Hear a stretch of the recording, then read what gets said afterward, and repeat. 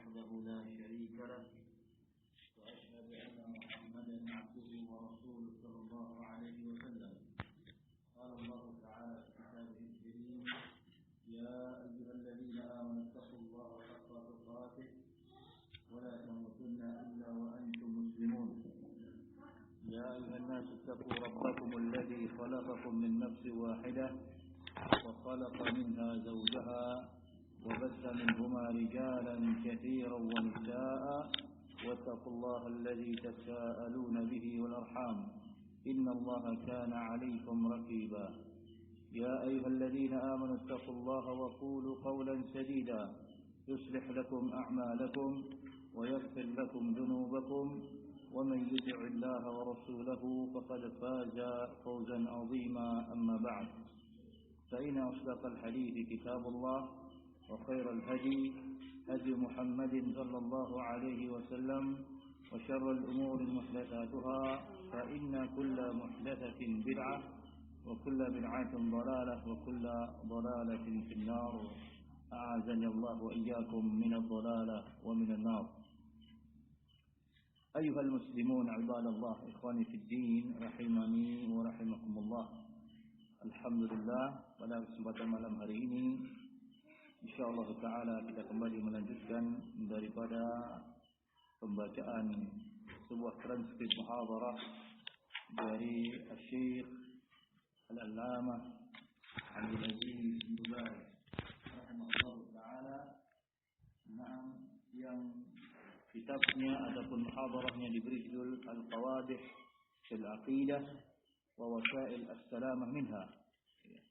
Perkara-perkara yang mencacati, merusak dalam permasalahan akidah dan solusi ataupun wasilah perantara jalan keluar daripada keselamatan dari perusak tersebut. Barakallahu fiikum. Ikhwani fillah rahimani wa rahimakumullah, pada pertemuan yang lalu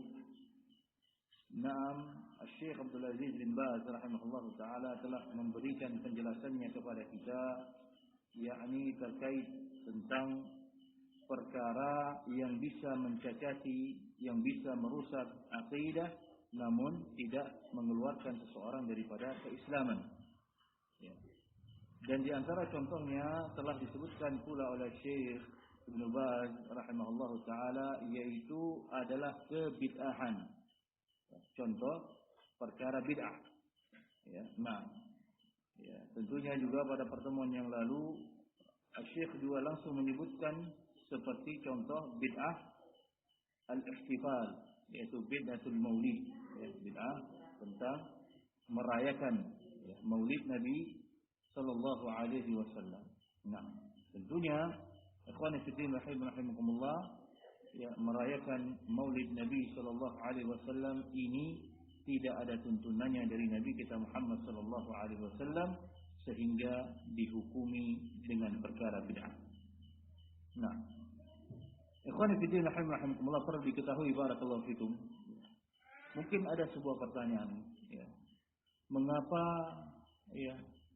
orang-orang yang terjatuh kepada kebid'ahan padahal mereka ahli fikih, mereka faham usul fikih, mereka faham agama, artinya mereka belajar. Tapi kenapa mereka terjatuh kepada kebid'ahan? Salah satu penyebabnya barakallahu fikum, mereka salah memaknai yang sebuah istilah di dalam ilmu usul fiqh, yaitu al-masalih mursalah. Al-masalih mursalah. Di dalam pelajaran usul fiqh ada istilah yang namanya al-masalih mursalah. Artinya apa? Artinya adalah al-masalih yakni kemanfaatan. Al-mursalah diartikan yang terabaikan. Itu secara bahasa maknanya demikian. Lalu bagaimana maksudnya? Maksudnya ikhwan fillah rahimani wa rahimakumullah, al-masalih mursalah itu dibenarkan oleh ulama usul fiqh, bahkan ulama ahli sunnah wal jamaah.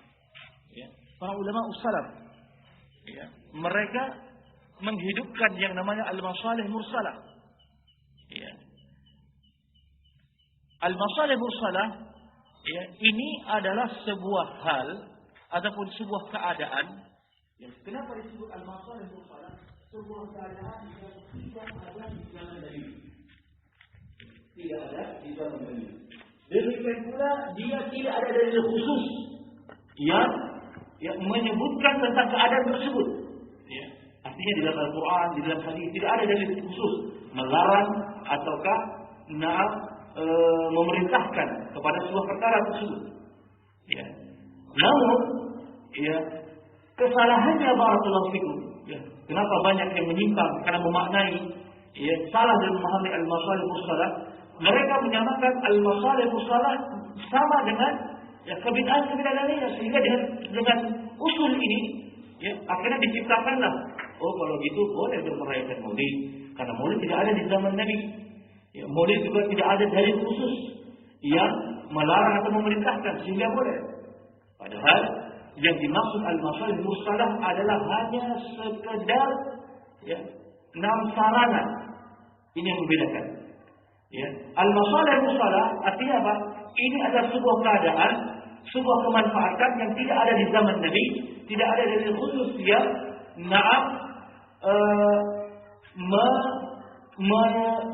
melarang ataupun memerintahkan keadaan tersebut, ya, baik, namun dia dilakukan karena ada maslahat, ada kemanfaatan yang memang harus dicapai. Contoh misal apa? Pengumpulan Al-Quran. Ya, pengumpulan Al-Quran dalam satu mushaf. Ya, ini disebut dengan al-masalih mursalah.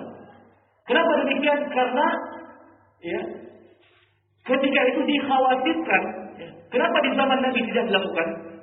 Ya, karena di zaman Nabi tidak ada kekhawatiran akan hilangnya Al-Quran. Karena di zaman Rasulullah SAW penghafal Al-Quran itu banyak sekali, sehingga tidak diperlukan, tidak ada hajat, tidak ada kebutuhan untuk apa?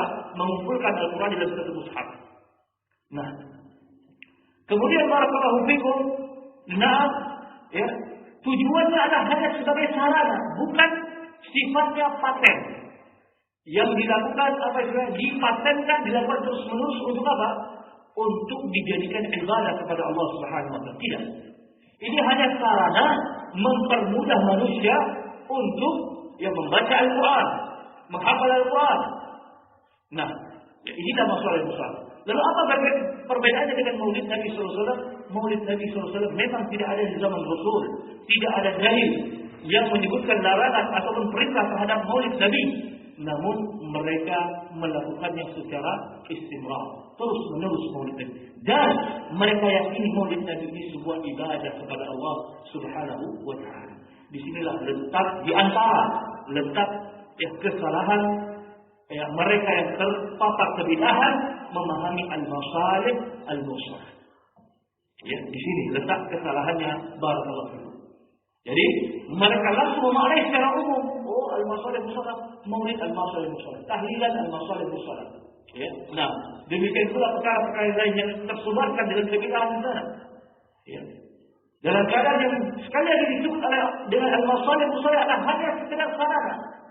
Ya, sekedar sarana untuk menyampaikan, menguatkan, menghidupkan sebuah ibadah. Ya, nah, seperti mikrofon. Ya, ini hanya sebagai sarana. Ya, tidak ada dalam zaman Nabi, tidak ada larangan, perintah dan larangan khusus untuk merintahkan dan melarang tentang mikrofon. Ya, demikian pula dulu Al-Quran ataupun ayat dari Allah Subhanahu wa taala itu tulisannya tidak ada titik. Jadi kita tidak tahu yang mana huruf ta, yang mana huruf ba, yang mana huruf jim, yang mana huruf kha, yang huruf ta, shin. Enggak ada tuh yang namanya titik-titik itu. Ya, sehingga dibutuhkan agar mempermudah manusia untuk mempelajari Al-Quran, sehingga dibuatlah titik-titik di dalam huruf hijaiyah. Demikian pula halakat, baris-baris dalam Al-Quran dulu tidak ada. Namun ini sebagai sarana mempermudah manusia untuk belajar Al-Quran. Berbeda dengan Maulid. Maulid mereka jadikan itu adalah ritual, dan mereka patenkan ini sebuah ritual yang harus kita ulang setiap tahunnya. Ya, yang harus kita ulang setiap tahunnya. Nah, ya, sehingga ikhwan fillah rahimahullah di sini, poin kesalahan yang banyak terjadi orang ulama fuqaha. Artinya mereka yang dimaksud fuqaha di sini mereka belajar fikih, mereka paham fikih, mereka mengerti fikih mazhab. Namun mereka terjatuh kebanyakannya dalam istilah ini al-masalih al-mufsadah. Wallahu taala alam bis-shawab. Nah. Baik. Kemudian ikhwan fillah rahimani wa rahimakumullah, kita lanjutkan. Qala Syekh Ibnu Baz rahimahullah taala, "Fal bid'u min al-qawadih fi ad-din allati duna al-kufr." Maka kebidahan termasuk daripada yang mencacat ataupun yang merusak dalam agama, ya, yang dia bukan daripada bentuk kekufuran, ya. Idza lam yakun fiha kufrun, tentunya kalau di dalamnya tidak ada praktek-praktek kekafiran. Barakallahu fikum. Amma idza kana fil ihtifal bi maulid, ya, da'watu Rasul sallallahu alaihi wasallam wal istighathah bihi wa talabahu an-nasr, ya, wa shara syirkan billah. Adapun apabila ya perayaan maulid tersebut yang di dalamnya terdapat doa, ya, kepada Rasul sallallahu alaihi wasallam, beristighatsah, ya, kepada Rasul sallallahu alaihi wasallam, ya, dan meminta pertolongan kepada Rasul sallallahu alaihi wasallam, maka inilah, ya, dengan ritual yang seperti ini akan menjerumuskan mereka kepada kesyirikan kepada Allah Subhanahu wa taala. Jadi bukan berarti itu cuma bid'ah, enggak apa-apa. Tidak. Tapi kalau bid'ah ini adalah pintu, ya, pintu menuju kesyirikan. Ya, nah, sehingga, ya, mungkin sering, dan ini mungkin hampir kita dapati ketika perayaan Maulid di dalamnya terdapat ritual-ritual seperti ini. Ya, ritual memintanya kepada Rasul sallallahu alaihi wasallam. Ya, nah, memohon kepada Rasul sallallahu alaihi wasallam, beristighatsah, ya, mungkin, ya, dalam keadaan darurat, ya, pas hari Maulid, pas mungkin beberapa anak-anak mereka sedang menghadapi ujian misalnya, sehingga dalam perayaan Maulid langsung beristighatsah, artinya berdoa dalam keadaan darurat. Wah, gimana caranya anak-anak kita ini bisa lulus ujian semua, sekolahnya biar bagus, nilainya semua. Seharusnya satu kampung itu beristighatsah di acara Maulid tersebut. Maka ini pintu jalan kesyirikan, bahkan ini jatuh kepada kesyirikan. Ya, nah, berdoa kepada Rasul, meminta kepada Rasul. Rasul pasal Nabi SAW sudah meninggal dunia. Ya. Beliau SAW tidak bisa mendengar doa orang yang masih hidup di zaman sekarang ini, di zaman kita ini. Ya. Beliau telah wafat, meninggal dunia. Beliau sudah berbeda alam dengan alam dunia. Sehingga beliau juga manusia, bukan ya seseorang yang bisa mengetahui perkara yang baik. Ya, sehingga ikhwan fillah rahimakumullah, jika ada ritual-ritual seperti ini dalam perayaan Maulid, maka bisa dipastikan ya perayaan Maulid tersebut terjatuh kepada praktek-praktek kesyirikan, wa iyadu billah. Kemudian kata Syekh Ibnu Baz rahimahullah, wa kadza du'a'uhum ya Rasulullah. Demikian juga doa mereka, ya, dengan mengatakan wahai Rasulullah, ya, unsurna, ya, nah, tolong kami, ya, al-madad, ya, tolong, ya Rasulullah, wahai Rasulullah, al-ghawth, yani tolong itu mana, tapi dalam istighatsah, ya, atau i'tiqaduhum anna Rasulullah sallallahu alaihi wasallam ya'lamu al-ghaib, atau keyakinan mereka bahwasanya Rasulullah SAW mengetahui perkara yang gaib. Ya, nah, atau ghairahu ka'i'tiqadi ba'd asy-syi'ah fi 'Ali wal Hasan wal Husain annahum ya'lamuna al-ghaib. Ya, nah, jadi yang pertama, saking mereka sebenarnya orang-orang, ya, awamun nas, mereka mencintai Rasul, ya, sama seperti kita mencintai Rasul, ya. Namun karena ketidakadaannya ilmu, ataupun mereka salah dalam memahami ilmu, ataupun mereka taklid dengan ajaran nenek moyang mereka sehingga menutup ilmu, pengetahuan yang sampai kepada mereka, mereka tolak. Sudah langsung difonis ketika ada yang mengingatkan tentang kebidahan maulid, tentang bahayanya maulid, mereka langsung tutup nasihat tersebut dengan mengatakan antum wahabi, kalian wahabi. Sudah tidak mau lagi mendengarkan penjelasan. Kenapa kami berhujjah bahwasanya maulid itu sebuah kebidahan? Kenapa? Kami memiliki hujjah, menyebutkan hujjahnya. Sehingga mereka langsung menutup pintu, tidak mau mendengarkan lagi. Ini orang yang taklid a'ma, taklid buta pada ajaran nenek moyang mereka, sehingga mereka sudah doktrin yang sudah ditanamkan sejak zaman dahulu kala sudah tertanam, terpatri dalam hatinya, sehingga sulit untuk mereka membuka diri untuk mendengarkan al-haq, kebenaran itu. Barakallahu fikum. Bahkan sampai pada tingkatan mereka meyakini bahwasannya Rasul SAW mengetahui perkara yang gaib. Padahal pengetahuan Nabi SAW terhadap perkara yang gaib ketika beliau masih hidup sallallahu alaihi wasallam itu adalah wahyu. Itu adalah wahyu yang Allah Subhanahu wa taala berikan kepada beliau. Kalau beliau tidak mendapatkan wahyu, beliau tidak tahu apa-apa tentang perkara yang gaib. Apalagi ketika beliau sallallahu alaihi wasallam sudah wafat. Beliau tidak bisa mendengar apapun. Tidak ada nas satupun yang mengatakan bahwasanya berdoalah kepada Rasul karena beliau sallallahu alaihi wasallam sedang mendengar doamu di alam barzahnya. Tidak ada. Sehingga ketika tidak ada nas dalil-dalil Al-Quran Sunnah terkait yang menyatakan hal ini, walaupun dia seorang Rasul, walaupun dia seorang malaikat, maka tidak boleh kita meyakini bahwasanya Ar-Rasul ataupun makhluk Allah Subhanahu wa taala yang saleh, yang bahkan mereka dari kalangan anbiya, para nabi, ataupun bahkan para malaikat, jika tidak ada nas-nas yang sharih, maka tidak boleh dijadikan keyakinan bahwasanya mereka mengetahui perkara yang gaib. Justru sebaliknya, jika kita menyelisihi ini, maka akan menyeret kita kepada kesyirikan wa iyyazu billah.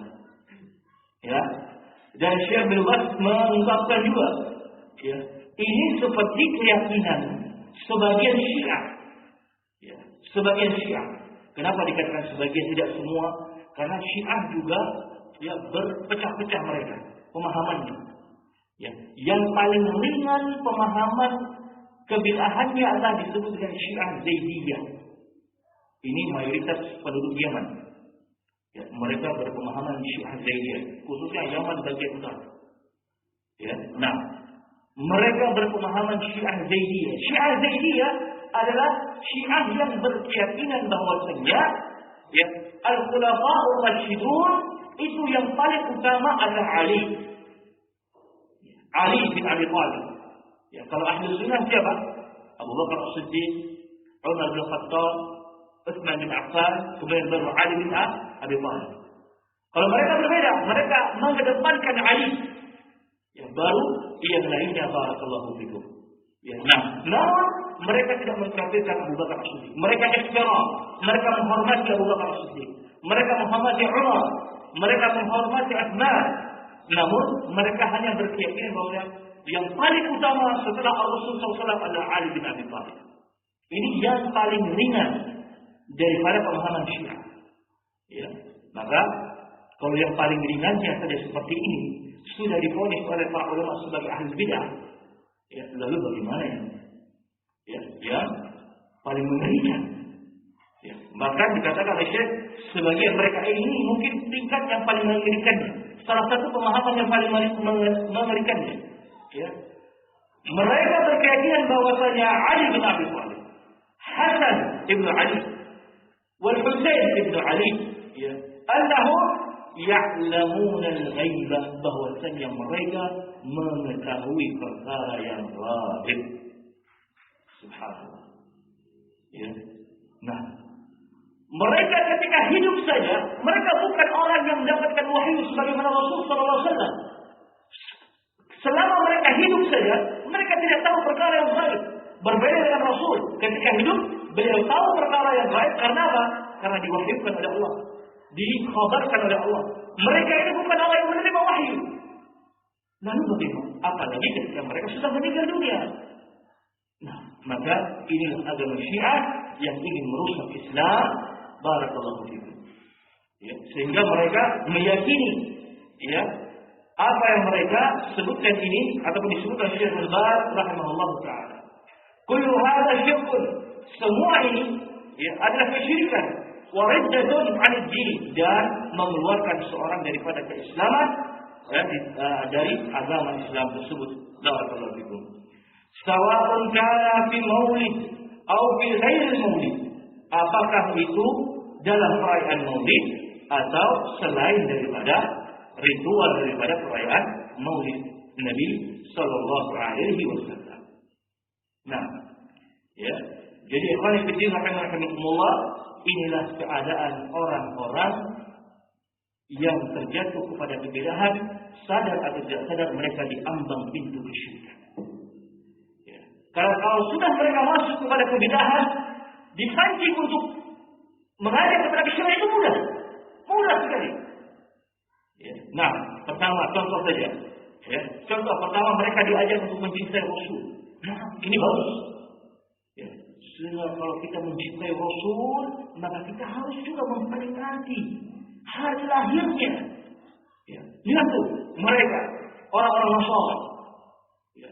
Mereka mencintai Tuhannya. Ya. Mereka memperingati hari lahirnya. Ya. Bahkan mereka memperingati hari kenaikannya. Masa kita orang Islam katanya cinta Nabi, cinta Rasul, tapi hari kelahirannya saja tidak mau merayakan, merasa senang. Nah, ya, subhanallah. Ya. Maka mulai dari sini barakallahu fikum disentuh emosi kita. Ya. Ketika mereka yang mengikuti, betul juga ya.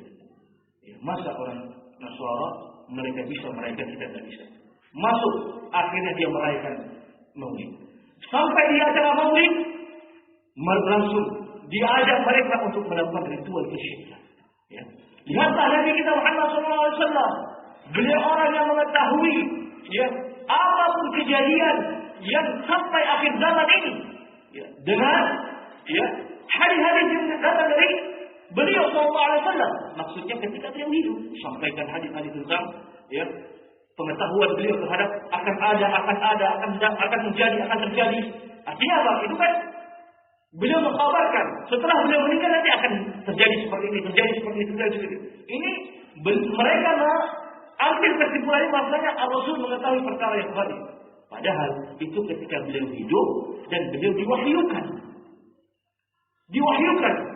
Kalau beliau tidak diwahyukan, maka beliau tidak mengetahui perkara yang gaib. Maka berawal dari sini akhirnya mereka terus praktekkan, ya, sampai, ya, hari sekarang ini. Dalam keadaan Rasul telah wafat, meninggal dunia, ya, maka mereka ajak sentuh, mereka syubhati kaum muslimin untuk memintalah kepada Rasul sallallahu alaihi wasallam, karena beliau mengetahui perkara yang gaib. Beliau mengetahui, ya, siapa jodohmu nanti, maka mintalah kepada Rasul. Beliau mengetahui bagaimana nanti keadaan usahamu, rezekimu nanti, mintalah kepadanya. Subhanallah. Padahal sungguh sangat mudah. Ya, siapa yang menciptakan Rasul? Siapa yang menciptakan Nabi? Siapa yang menghidupkan Nabi? Siapa yang mematikan Nabi? Siapa yang memberikan rezeki kepada Nabi? Ya, Allah Subhanahu wa taala. Kenapa enggak kepada Allah? Kenapa kepada Rasul? Ya subhanallah. Ini pertanyaan besar. Kenapa kepada Rasul? Kenapa tidak kepada Allah? Meminta kepada Allah. Allah yang mengetahui segalanya. Perkara yang gaib Allah yang mengetahui, bahkan Rasul. Ketika beliau hidup, beliau tahu perkara yang gaib, Allah yang memberitahukannya. Nah, jadi berhati-hatilah dengan emosi, perasaan. Ya. Apalagi yang sering mengikuti, ya, berita-berita. Ya. Itu, ya, emosi kita terus dimainkan. Ya. Terkadang kita lepas kontrol, padahal kita sudah ngaji. Seperti Apa contohnya? Kebijakan-kebijakan pemerintah yang mungkin kurang tepat ataupun tidak pantas sehingga diobrolkan dalam sebuah acara televisi misalnya, akhirnya mengandung pro dan kontra, sehingga yang sering ditampakkan adalah sisi negatif daripada pemerintah, terpancing emosi kita. Terpancing emosi kita. Karena kita sudah tahu prinsip apa? Salah kepada pemerintah apa? Taat kepada pemerintah. Ini prinsip yang diajarkan oleh Rasul Sallallahu Alaihi Wasallam, yang diamalkan oleh para sahabat Nabi Muhammad SAW. Prinsip taat kepada pemerintah dalam perkara yang ma'ruf, dalam perkara yang tidak menyelisih Al-Quran dan Sunnah. Lalu bagaimana kita menyelisih Al-Quran dan Sunnah? Dilihat, dirinci. Kalau kita bisa menasihatinya secara rahasia, bukan secara demonstrasi terbuka, bukan secara beramai-ramai. Kalau bisa, maka nasihati. Ini haram. Ini wahai presiden, ini haram. Kalau bisa. Kalau tidak bisa, ya sudah. Kita diam dan berdoa kepada Allah. Doa. Panjatkan doa kepada Allah Subhanahu wa Ta'ala, Allah agar pemerintah kita mendapatkan yang petunjuk dari Allah Subhanahu wa Ta'ala, menjadi pemimpin yang saleh. Mudah Islam ini. Nah, barakallahu fikum. Jadi hati-hati dengan yang namanya emosi dan syubhat. Yang harus selalu dikontrol dengan ilmu.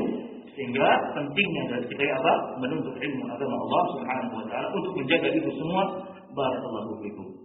Nah, kemudian kata Syekh bin Baz rahimahullah taala, wa mithlu hadza qauli ba'd ar-Rafidhah, dan seperti contohnya yaitu ucapan sebagian Rafidhah, inna a'immatahum al-ithna 'ashar ya'lamuna ghaiba. Nah, sesungguhnya mereka, yaitu para a'immah mereka, imam 12 mereka, ya'lamuna al-ghaiba, mereka mengetahui perkara yang gaib. Nah, ini mengerikan yang diajarkan oleh Syiah Ar-Rafidhah, yang mana mereka mengkultuskan makhluk-makhluk Allah Subhanahu wa Ta'ala, bahkan mengkultuskan orang-orang yang bukan nabi, yang bukan pembawa risalah, seperti imam 12 yang mereka yakini. Barakallahu fikum. Bahkan mereka jadikan imam 12 ini mengetahui perkara yang gaib. Ini mengerikan. Hadza kufrun wa dhalalun riddatun al-Islam. Ini adalah kekufuran dan kesesatan dan kemurtadan keluar daripada agama Islam. Nah, ini kata Syekh bin Baz rahimahullah taala, dan harus diyakini oleh ahli sunnah wal jamaah. Barang siapa yang meyakini bahwa sudah Ar-Rafidhah dengan keyakinan yang dimaksud ini mereka tidak kafir, nah, maka kita sudah lalui al-qawadih yang bisa mengeluarkan daripada Islam apa? Keraguan, asyak bil i'tiqad. Keraguan di dalam berkeyakinan. Nah, ragu kita sehingga kita saya nggak berani saya ngomong ini. Belum tentu dia kafir. Nah, ragu saja muskilah, masalah terjadi pada keyakinan kita. Barakallahu fiik. Karena jelas tidak ada yang mengetahui perkara yang gaib selain Allah Subhanahu wa Ta'ala. Sebagaimana liqaulihi ta'ala, Allah Subhanahu wa Ta'ala tegaskan, firmankan di surat An-Naml ayat ke-65, "Qul la ya'lamu man fis samawati wal ard al-ghaiba illa Allah." Qul la ya'lamu man fis samawati wal ard al-ghaiba illa Allah. Katakanlah wahai Muhammad, tidak ada yang mengetahui di langit dan di bumi perkara yang gaib illa Allah, kecuali Allah Subhanahu wa Ta'ala. Kecuali Allah. Artinya apa?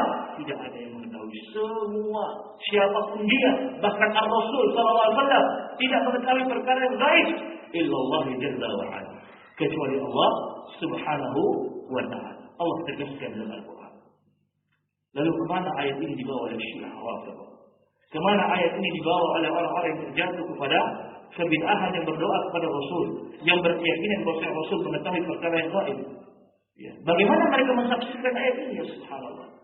Padahal jelas secara literally saja, ya, secara arti harfiah, ya, bahasa, makna seluruh dunia dengan bahasa mereka mengartikan firman Allah Subhanahu wa taala ini, la farq bainahum, tidak ada perbedaan makna maksud di antara seluruh bahasa yang menerjemahkan mengartikan firman Allah Subhanahu wa taala ini.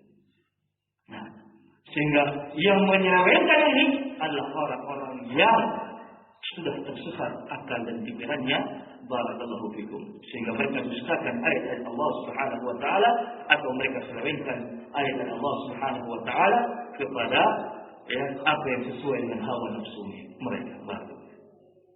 Ini yang pertama, keyakinan Rafidhah. Kemudian perhatikan keyakinan Rafidhah.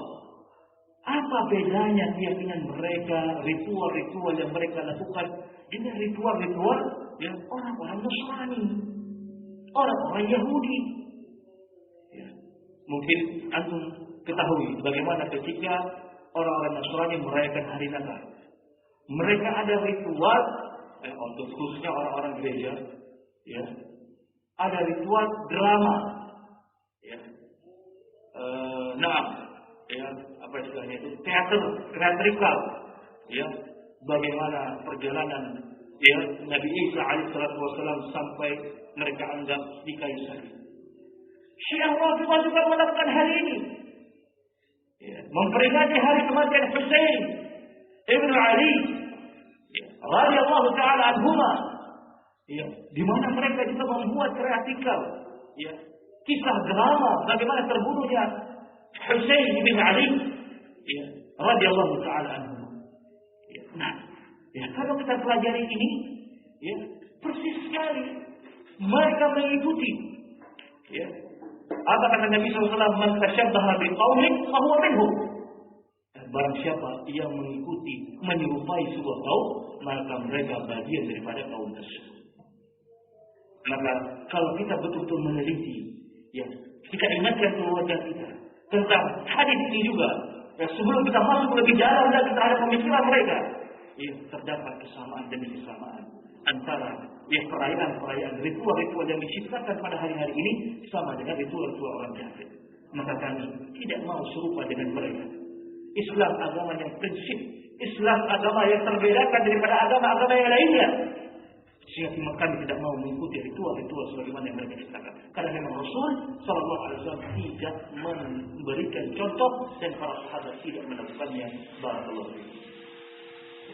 Sehingga ikhwan fillah rahimakumullah, berbahagialah kita yang memang tenang hati kita, yang mendengar ayat Allah Subhanahu wa taala, hadis Nabi sallallahu alaihi wasallam, penjelasan para sahabat Nabi radhiyallahu anhum ajma'in, penjelasan para ulama salaf terhadap ayat Allah dan hadis Nabi sallallahu alaihi wasallam.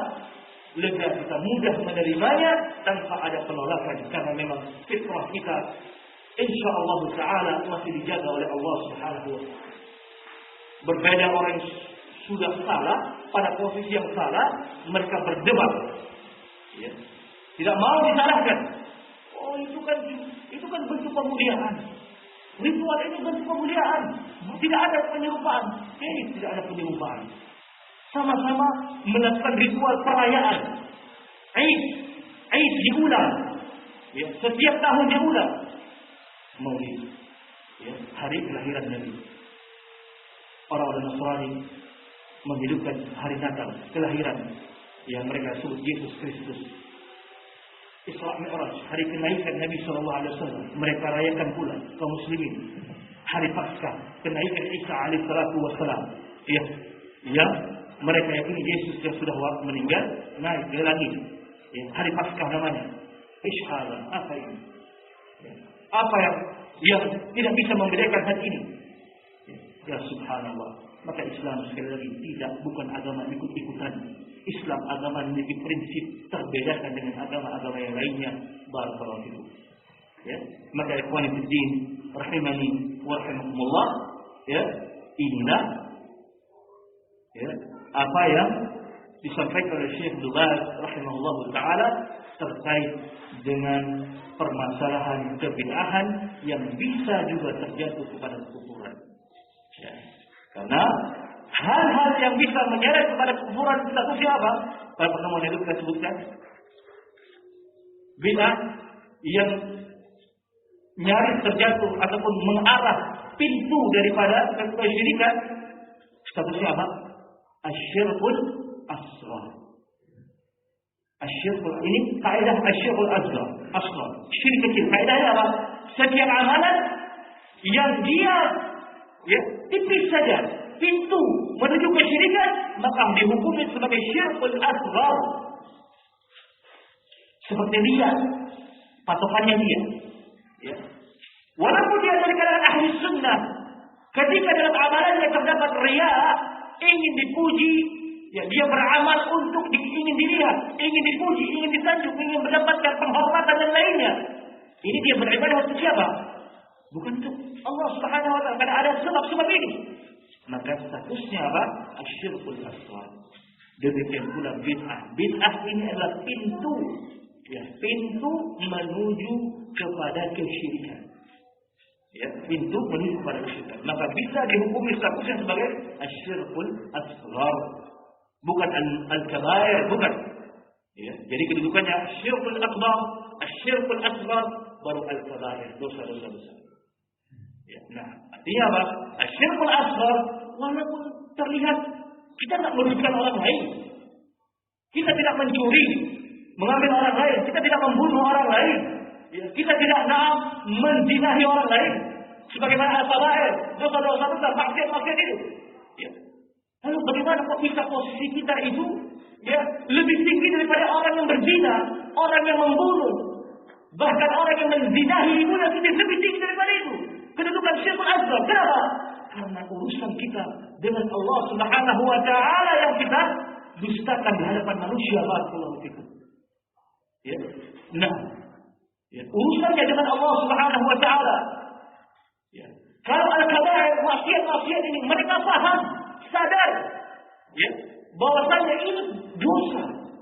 Kalau kami lakukan ini dosa kepada Allah, mereka sadar itu. Tapi karena al-hawa, ya, al-gharab, wal-ghaflah, ya, ada dalam hati mereka, sehingga iblis masuk ke hasut itu semua, terjadilah aksi-aksi kemaksiatan tersebut. Ya. Namun orang-orang yang statusnya syirkul asghar, mereka tidak merasa hal itu. Mereka tidak merasa bahwa mereka sedang, ya, menghinakan Allah Subhanahu wa taala, menjadikan bahwasanya agama Allah itu belum sempurna, harus ada syariat ini, harus ada ritual-ritual ini. Nah, sehingga berat bagi mereka sadar. Kenapa? Ini tidak merugikan orang lain. Ini salah satu, ya, pasti jawaban mereka. Barakallahu fikum. Nah, terlupakan berbeda dengan orang yang senang Rasulullah SAW lahir. Ya, tadi Maulid kan memerayakan hari kelahiran Nabi SAW sehingga dihukumi bid'ah. Berbeda halnya dengan orang yang kelahiran Rasul khilaf dengan para ulama. Ya, khilaf tanggalnya khilaf dengan para ulama. Tapi barang siapa yang berpemahaman mengambil suatu pendapat dari kalangan para ulama sunnah, kemudian ketika di hari itu dia senang, sangat bergembira. Berkat Rasul saya mendapat hidayah menuju jannah. Sehingga dia senang Rasul lahir pada hari itu. Ya, sehingga dengan rasa senangnya itu dia senang beramal saleh. Ya, ini berbeda halnya. Ini berbeda. Tidak bisa dikatakan sebagai bid'ah. Namun kalau dia dijadikan ritual, mengkhususkan bahwasanya setiap 12 Rabiul Awal saya bersedekah, karena merayakan, ya, ingat merayakan Maulid. Ini beda aja. Bisa jadi ini jatuh kepada kebid'ahan. Tapi karena hanya semata senang, gembira dengan kelahiran Rasul, kita semua harus gembira dengan kelahiran Rasul SAW, dengan diutusnya Rasul SAW.